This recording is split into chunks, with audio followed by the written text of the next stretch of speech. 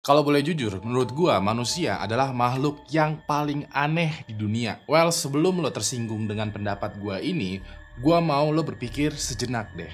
Gue yakin banget nih ya, lo pasti punya teman, keluarga, atau bahkan kenal dengan orang yang kelakuannya itu gak masuk akal. Bahkan besar kemungkinan lo sendiri pernah melakukan sesuatu perbuatan yang gak masuk akal. Kayak mungkin waktu itu lo berpikir bahwa apa yang lo lakukan ini adalah hal yang masuk akal. Tapi setelah seminggu, sebulan, setahun, atau bahkan bertahun-tahun, lo kayak berpikiran lagi, anjing, kok gue dulu begitu banget ya? Aneh banget nih. Nah, pada malam Jumat kali ini, gue akan ngebahas beberapa kelakuan manusia yang pastinya aneh banget sampai-sampai jatuhnya itu malah menjadi mengerikan. Di cerita pertama, itu ada orang yang udah meninggal tapi dipaksa untuk bangun lagi dan lagi karena urusan dunianya itu belum selesai. Di cerita kedua, ada seorang YouTuber yang kebelet banget pengen terkenal sampai-sampai dia berakhir tragis. Lalu di cerita ketiga, itu ada sebuah kejadian di Indonesia yang ngebuat lo itu wah, ini garu-garu kepala karena kok bisa sih ya manusia melakukan perbuatan ini? Nah, sebelum kita masuk ke detail acaranya, hai semua, nama gue Ewing dan jangan lupa untuk subscribe karena gue bakalan upload 2 video kisah nyata mengerikan setiap minggunya dan juga nyalain notifikasinya supaya tidak ketinggalan. Lalu sebarkan video ini ke semua teman-teman lo yang sekiranya suka video-video horor. Kalau udah siap, langsung aja kita mulai kisah nyata mengerikan untuk episode kali ini.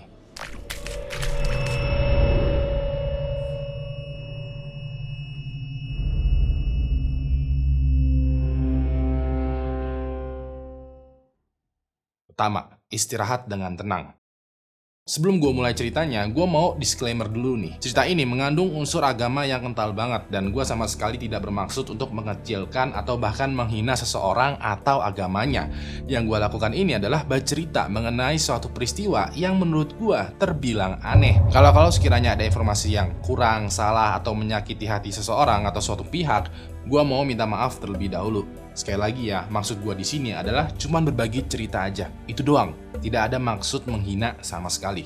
Sekarang gue mulai nih ceritanya. Pada tanggal 4 April tahun 896 Masehi, Gereja Katolik Roma dan semua masyarakat setempat itu semuanya sedang berduka. Mereka berduka karena Pope atau Paus mereka, lebih tepatnya Paus yang bernama Paus Formosus itu meninggal dunia setelah memerintah selama 5 tahun. Paus Formosus yang meninggal pun kemudian digantikan oleh Paus Stephanus VII. Diketahui ya, Paus Formosus ini meninggal akibat stroke. Tapi beberapa sumber menyebutkan kalau Paus Formosus meninggal karena diam-diam diracun. Sedikit background ceritanya ya, pada tahun 800-an Masehi ini banyak banget orang-orang penting seperti raja, ratu, paus, dan lain sebagainya itu meninggal dalam keadaan yang janggal. Banyak di antara mereka pas ditunjuk untuk menjabat yang tadinya itu sehat, tahu-tahu mendadak sakit dan ujung-ujungnya meninggal dunia. Nah, masyarakat jadinya tuh kayak menduga bahwa ada semacam konspirasi di pemerintahan karena setiap kali ada yang ditunjuk untuk berkuasa, gak lama kemudian secara misterius tiba-tiba aja tuh sakit lalu meninggal. Pihak berwajib juga nggak banyak melakukan investigasi karena besar dugaan pihak berwajib juga mesti membacking pejabat yang membacking mereka. Salah satu contohnya adalah Paus Bonifacius VI. Paus Bonifacius VI adalah paus yang menjabat sebelum Paus Formosus. Masa jabatannya Paus Bonifacius VI ini singkat banget, cuman 15 hari sebelum akhirnya dia ditemukan meninggal akibat asam urat. Dikarenakan Paus Bonifacius VI ini meninggal, mau nggak mau Paus Formosus diangkat. Cuman setelah 5 tahun menjabat, dia tahu-tahu meninggal lagi akibat stroke. Bisa dibilang ya secara singkat, ada semacam drama tingkat tinggi, rumit, dan menjelimet untuk merebut kekuasaan di pemerintahan. Oke, lanjut lagi. Kan Paus Formosus itu meninggal nih, lalu digantikan oleh Paus Stephanus VII. Nah, baru aja sebulan memerintah, Paus Stephanus memerintahkan bawahannya untuk menggali kuburannya Paus Formosus. Bawahannya ini nanya, untuk apa kita gali kuburan paus yang sudah meninggal? Paus Formosus dengan simpelnya menjawab, untuk aku bawa ke pengadilan. Di sini udah mulai agak aneh nih ya. Ya udah deh, kuburannya Paus Formosus ini digali dan pas itu namanya juga jenazah orang yang udah meninggal selama 1 bulan ya. Kondisinya itu udah mulai membusuk nih. Pas udah digali, Paus Formosus lalu dipakein baju yang rapih lalu didudukan gitu di kursi pengadilan sebagai terdakwa. Di sampingnya Paus Formosus ada semacam pengacara atau perwakilan yang ditugaskan untuk menjadi juru bicaranya Paus Formosus. Formosus. Lalu di hadapan mereka berdua ada Paus Stefanus VII yang duduk di kursi hakim. Pengadilannya pun dimulai dan disaksikan oleh banyak orang. Dan ini menurut gue adalah pengadilan yang aneh nih. Pada saat proses pengadilan, Paus Stefanus VII bakalan membeberkan tuh tentang berbagai macam tuduhan kejahatan, kecurangan, atau kasus yang pernah dilakukan oleh Paus Formosus. Setelah itu, Paus Formosus diberikan kesempatan untuk menjawab atau membela dirinya. Kalau sekiranya Paus Formosus tidak bisa menjawab, maka pengacaranya Paus Formosus akan mewakili untuk mengakui semua tuduhan. Nah, dikarenakan Paus Formosus yang lagi duduk di kursi terdakwa ini udah meninggal sejak sebulan yang lalu, dan setahu gua orang yang udah meninggal itu tidak bisa membela dirinya, apalagi ngomong, mau nggak mau seluruh tuduhan kejahatan terhadap dirinya ini dibenarkan semua oleh pengacaranya. Seperti yang gue bilang, pengadilannya ini pengadilan yang aneh dikarenakan Paus Formosus ini sudah meninggal loh. Lalu lebih aneh lagi adalah sebuah peraturan di mana orang yang diadili ini kalau tidak bisa membela dirinya atau menjawab, dia dianggap mengakui seluruh kejahatannya. Ini tuh aneh karena gimana Paus Formosus mau membela diri atau menjawab? Wong udah meninggal kok. Dikarenakan tidak bisa menjawab ya, mau nggak mau Paus Formosus dianggap mengakui tuh seluruh kejahatan atau tuduhannya. Dikarenakan dianggap mengakui kejahatannya, jenazahnya Paus Formosus ini mesti dikucilkan dan diambil statusnya. Lalu baju kehormatannya, jubah dan juga mahkotanya juga diambil semuanya tuh,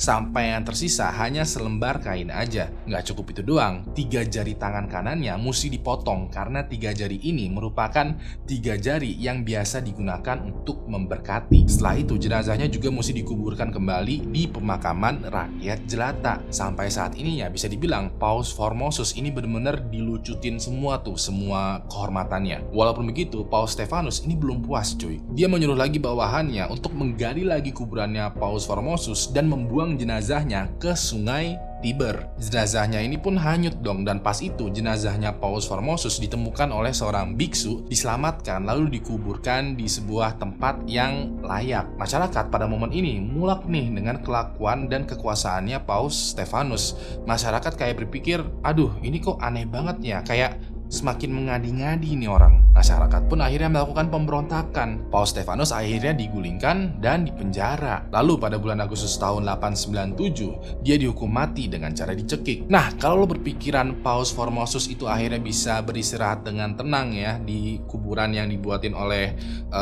biksu tadi, enggak cuy. Belum. Jadi semenjak Paus Stefanus dihukum mati, muncul nih Paus yang menggantikan dia. Ketika Paus Romanus menjabat, dia ingin menyelamatkan jenazahnya Paus Formosus dan membersihkan namanya. Tapi pas jenazahnya Paus Formosus mau digali dan diselamatkan, Paus Romanus ini digulingkan pemerintahannya. Padahal dia belum setahun loh menjabat. Mau nggak mau kuburannya Formosus itu ditutup lagi dan belum bisa diselamatkan. Paus Romanus pun akhirnya digantikan oleh Paus Theodore II. Paus Theodore II ingin nih menyelamatkan jenazahnya dan membersihkan nama Paus Formosus. Tapi lagi-lagi pas jenazahnya Paus Formosus mau digali dan diselamatkan, Paus Theodore II ini digulingkan pemerintahannya. Padahal dia belum 20 hari menjabat loh. Mau nggak mau kuburannya Paus Formosus ditutup lagi untuk sekian kalinya dan belum bisa diselamatkan. Paus Theodore II pun akhirnya digantikan oleh Paus Yohanes IX. Paus Yohanes IX ingin nih menyelamatkan jenazahnya dan membersihkan namanya Paus Formosus. Dan untuk kali ini Paus Formosus berhasil diselamatkan dan jenazahnya pun dikembalikan nama baiknya. Pada akhirnya Paus Formosus bisa deh ya beristirahat dengan tenang. Kedua, ingin terkenal. Pada tanggal 26 Juni tahun 2017, ada sepasang kekasih asal Haslett, Minnesota, Amerika Serikat yang juga seorang YouTuber. Mereka adalah Pedro Ruiz berusia 22 tahun dan Mona Lisa Perez berusia 20 tahun. Pasangan ini udah berpacaran selama 5 tahun terakhir dan selama itu juga mereka sering upload tuh video di YouTube. Videonya ini biasanya isinya tentang kehidupan mereka sehari-hari, hal konyol atau video-video challenge gitulah. Namun, views dari videonya mereka itu kurang baik tuh ya. Nah, pas itu Pedro mendapatkan ide nih. Dia yakin idenya ini tuh bisa ngebuat dirinya dan pacarnya ini viral dalam sekejap. Pedro pun mendiskusikan idenya dan pas itu menurut Mona Lisa ya, menurut pacarnya, idenya Pedro ini gila banget dan di luar akal sehat. Mona Lisa nggak mau nih melaksanakan idenya Pedro. Walaupun begitu, Pedro meyakinkan Mona Lisa bahwa ide dari video ini adalah gebrakan yang luar biasa karena belum pernah dilakukan oleh siapapun. Video ini bakal ngebuat hidup mereka berdua itu viral dan hidupnya mereka tuh nanti bakalan wah tajir melintir lah. Mona Lisa yang melihat antusias Pedro yang lagi memuncak ya, mau nggak mau ikutin aja deh idenya Pedro ini. Beberapa hari selanjutnya dalam video ini kita bisa melihat kalau Mona Lisa ini lagi duduk di kursi depan mobil sambil kayak memegang bantal merah yang di atasnya itu ada bendanya. Bendanya ini sengaja gua sensor dikarenakan kebijakan dari YouTube. Walaupun begitu, lo kayaknya udah bisa menerka sendiri ya, menebak nih benda apa sih yang ada di bantal ini. Adegan selanjutnya, Mona Lisa ini keluar dari mobil dan menyerahkan benda ini ke Pedro. Pas itu, Pedro lalu memperkenalkan benda yang dari tadi ada di atas bantal. Bendanya ini ternyata adalah sebuah pistol Desert Eagle kaliber 50. Bagi lo yang sering bermain game Counter-Strike, lo pasti udah kenal lah dengan Desert Eagle. Bagi lo yang tidak bermain Counter-Strike, secara singkat ya, Desert Eagle adalah salah satu pistol paling mematikan yang ada di dalam game dan juga di dunia nyata.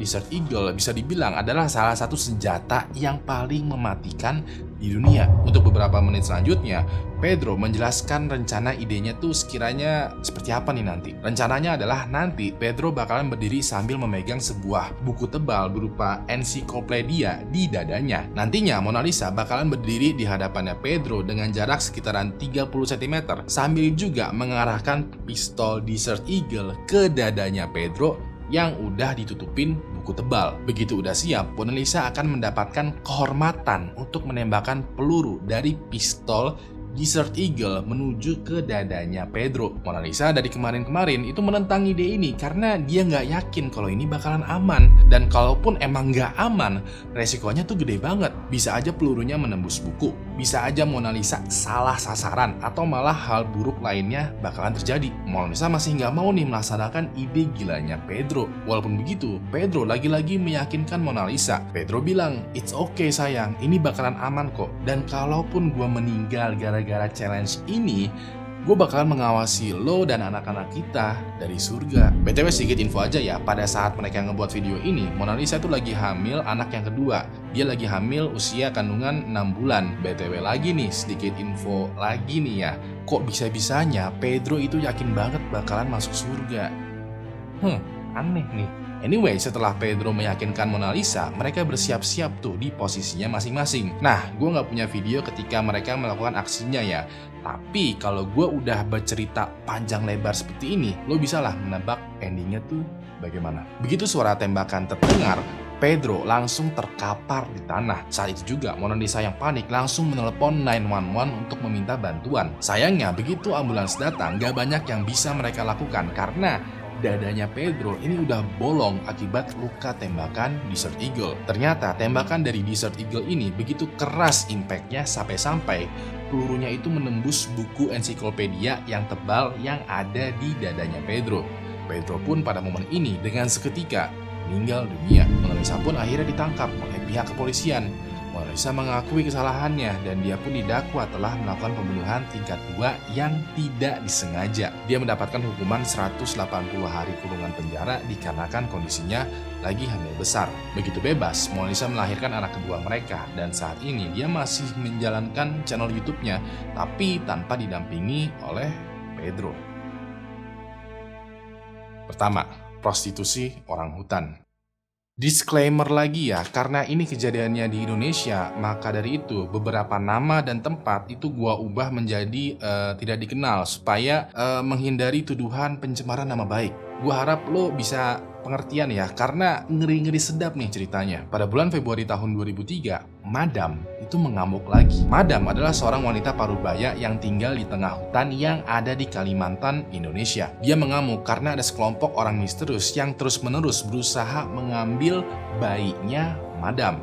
Sekelompok orang misterius ini diwakili oleh satu orang yang kita sebut saja sebagai Fulan. Bisa dibilang ya, di depan rumahnya Madam itu terjadi pertikaian atau perdebatan yang hebat di antara Madam versus Fulan. Cuman dikarenakan banyak pekerja kelapa sawit dan penduduk lokal yang membela Madam dan mereka juga melakukan perlawanan, Fulan beserta dengan kelompoknya ini akhirnya mundur dan menyerah. Keributan pun pada hari itu akhirnya mereda dan selesai. Walaupun begitu, Madam dan beberapa penduduk lokal itu belum bisa bernafas lega karena kejadian ini itu bukan yang pertama dan yang terakhir kalinya. Selama setahun terakhir, Fulan dan kelompoknya ini datang ke rumahnya Madam untuk berusaha mengambil bayinya Madam. Namun upaya ini selalu aja dihadang oleh penduduk lokal karena penduduk lokal kayak melindungi banget nih bayinya Madam. Bahkan ya penduduk lokal itu kayak melakukan patroli dan juga penjagaan menggunakan berbagai macam senjata tajam. Kalau ada tanda-tanda Fulan dan anggotanya mau datang ke rumah Madam, penduduk lokal bakalan siap siaga dan mulai mengancam mereka untuk pergi. Begitu terus selama setahun terakhir, sampai pada besok harinya Fulan dan anggotanya ini datang lagi nih ke rumah Madam. Tapi bedanya adalah kali ini kedatangan mereka didampingin oleh puluhan polisi dan juga pasukan militer bersenjata lengkap. Penduduk lokal yang menjaga rumahnya Madam ini pada kicep ya karena didatangin pasukan militer bersenjata lengkap.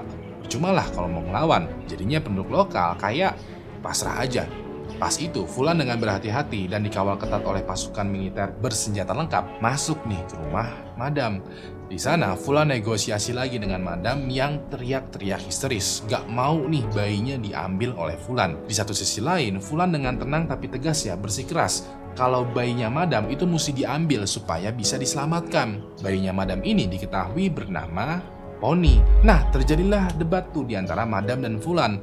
Walaupun begitu, di akhir perdebatan, Madam mau gak mau menyerahkan bayinya ke Fulan.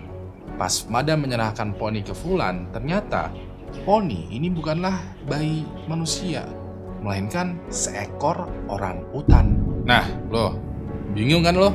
Kok bayinya Madam ini bukan bayi manusia? Kok bayinya Madam ini adalah seekor orang utan? Oke, gue perjelas lagi ya. Jadi, Fulan dan anggotanya merupakan orang-orang dari sebuah organisasi yang melindungi satwa liar, terutama orangutan.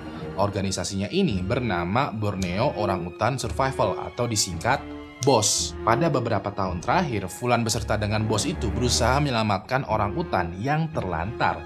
Orangutan ini menjadi terlantar karena banyak hutan yang ada di Kalimantan sana itu diubah fungsinya menjadi lahan kelapa sawit. Beberapa orangutan yang terlantar ini ada yang dibunuh, dibiarkan mati begitu aja, atau bahkan diperjualbelikan secara ilegal di internet. Nah, salah satu orangutan yang berusaha diselamatkan oleh Fulan dan organisasi BOS ini, ya Poni ini. Diketahui ya, Poni ini merupakan seekor orangutan berusia 6 tahun yang sejak kecil udah terpisah dengan orang tuanya akibat perluasan lahan kelapa sawit. Sejak kecil juga, Poni dirawat oleh Madam. Yang lebih anehnya lagi dan mengerikannya adalah Madam selain merawat Poni, dia juga memperkerjakan Poni sebagai pekerja seks komersial. Nah, gua tahu lo sekarang makin bingung nih karena makin banyak nih informasi aneh yang mesti dicerna di kepala lo. Maka dari itu gue mau lo tarik nafas dulu ya supaya nggak semakin bingung. Jadi ketika Madam membesarkan Poni, si orang utan,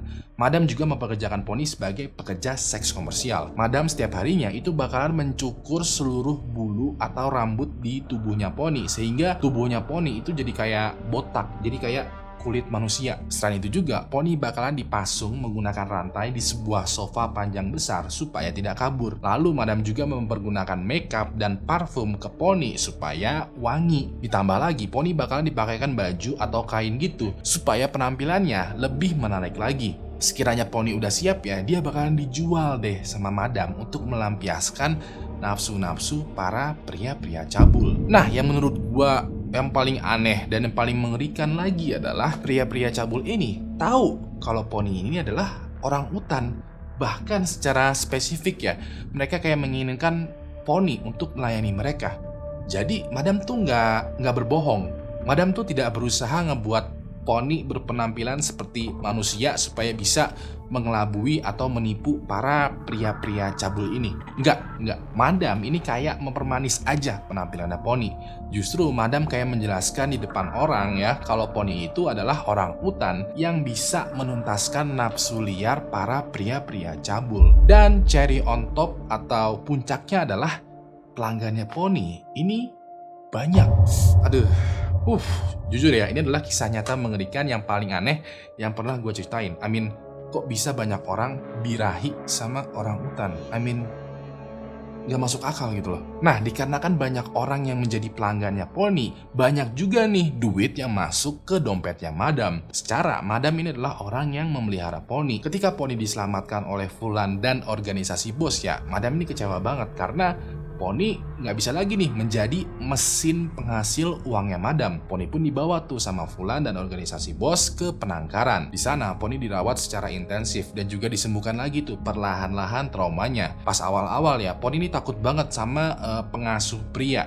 Kalau ada pengasuh pria atau ada cowok lah ya, itu mendekati Pony, dia bakalan teriak kenceng banget dan panik banget. Mau nggak mau untuk sementara waktu yang menghandle Pony ini ya pengasuh wanita.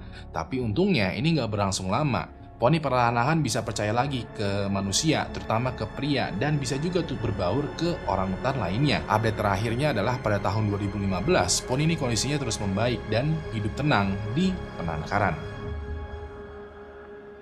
So, itu tadi adalah 3 kisah nyata mengerikan dari internet yang berhubungan dengan kelakuan aneh manusia. Gue mau berterima kasih banget buat lo semua yang udah nonton video ini dari awal sampai habis, terutama juga kepada member dari Anti Halu Halu Club. Yang mau ikutan join membership Anti Halu Halu Club, klik aja tombol join di bawah ini atau link yang ada di deskripsi. Kalau sekiranya lo masih butuh asupan video horor, lo bisa kunjungin video yang ada di sebelah kanan ini, karena di sana gue juga punya cerita yang gak kalah mengerikannya juga. Terakhir, nama gue Ewing dan sampai jumpa lagi di kisah nyata mengerikan selanjutnya. Good night.